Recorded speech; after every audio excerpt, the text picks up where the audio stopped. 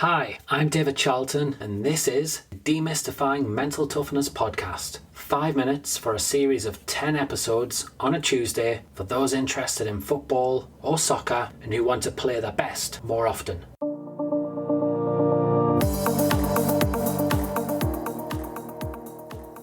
Wow, well, it's the 31st of October when this episode is actually released. So we're halfway through this series of 10 episodes for footballers. And today, as I share my ideas, I've got to admit I'm full of beans, full of endorphins after running for 30 minutes and cycling for 45 minutes and then jumping in the ice bath for 5 minutes. Now, this is in contrast to how we feel some days though. It's inevitable that for whatever reason, on occasions we're going to feel flat. Our legs, they're going to feel heavy. We're going to feel like we've got nothing to give. And that is the topic that I'm going to look at today. Because let's face it, as a footballer, on those days when you're not feeling physically great, nor mentally great, it can be very tough. It can be a challenge. It may well be that off the pitch, you've had a stressful week, and then that impacts on the way you think and the way you feel. Or it could be that you've simply not recovered from the previous match. Either way, it is going to happen from time to time. So what's the answer? How are you going to get yourself going when you get out on the pitch? I must point out here that you can't rely on your coach to inspire you, to motivate you all of the time. It's got to come from within. So this is where we're going with this episode. So when you're on the pitch, there's an argument to say that you've got to do everything you can to push through, that you need to stretch yourself. You need to use your willpower. And some days that can be difficult. Perhaps in combination with the fatigue or with the stress of playing, this can get to you. It can get in your head. Your brain feels like it's working at 100 miles an hour. But back to willpower.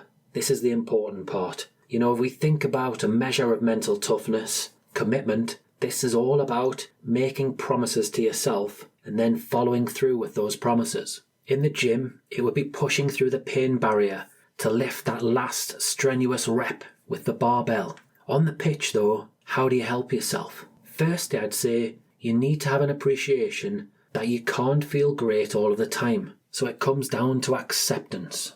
Accepting that your A game, or your B game for that matter, can't be on show every single time that you play.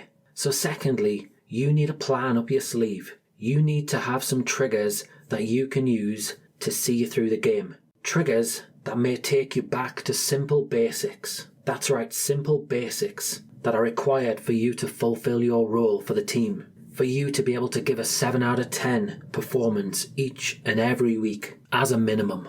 Now, some players that I've worked with, they've been guilty of excessively worrying about what their coach is going to think of them on these days when they don't feel great. They're going to worry that they're going to be hooked, so they're going to be taken off. Some also worry about getting embarrassed by a superior opponent. Now, all of these things aren't helpful, though they're perfectly normal things to think about. They all relate to external factors too. So these things are out of your control as a player. You know, you can't make decisions for the coach, nor for your opponents. And who's to say that your opponent won't have an off day too? So to you, what are the basic things that you must do to get a 7 out of 10 performance? Well, if you're a central defensive midfielder, a CDM, it's likely to look like you've got to track back, you've got to press, you've got to put your body on the line. You've got to commit to tackles and headers. You've got to communicate. So you organise and instruct your teammates. You demand the ball. You encourage your teammates. You drive high standards.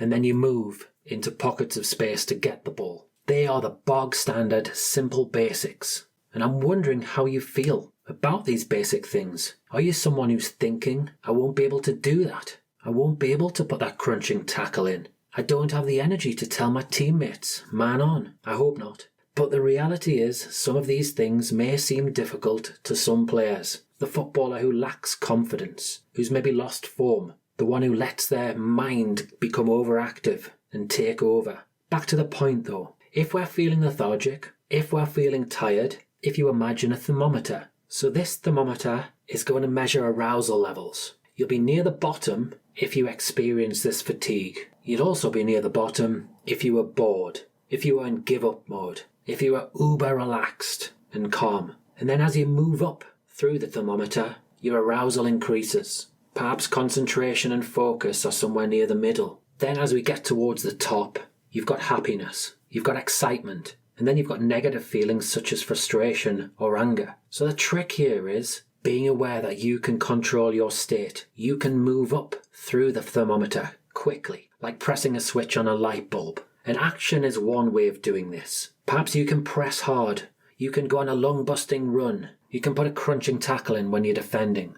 Or if your team is in possession of the ball, you can look to get on your toes. You can create space by moving around to receive the ball. Then you've got your mouth. That's right, you can use it. Demanding things of teammates. This can spark you into life. Loudly encouraging them. That might just fire you up too. You know, these action-based ways are quick solutions, quick things that you can do on the pitch at any moment in order to change your state, to change your emotional experience. Let's face it, in a game over 90 minutes, we experience a complete range of emotions. And the sooner you realise that your emotions change every 10 seconds, every 30 seconds, every minute, and that you can do something about it, is the moment that you can really grab the bull by the horns when you're in this type of situation, when you're feeling lethargic. In my line of work, we can look at metaphors, we can look at cue words, we can use visualization to help you. But sometimes action is the key. As Nike say, just do it.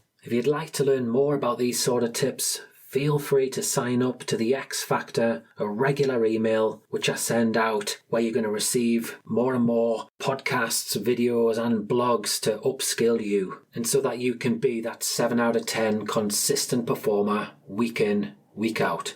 Have a great day.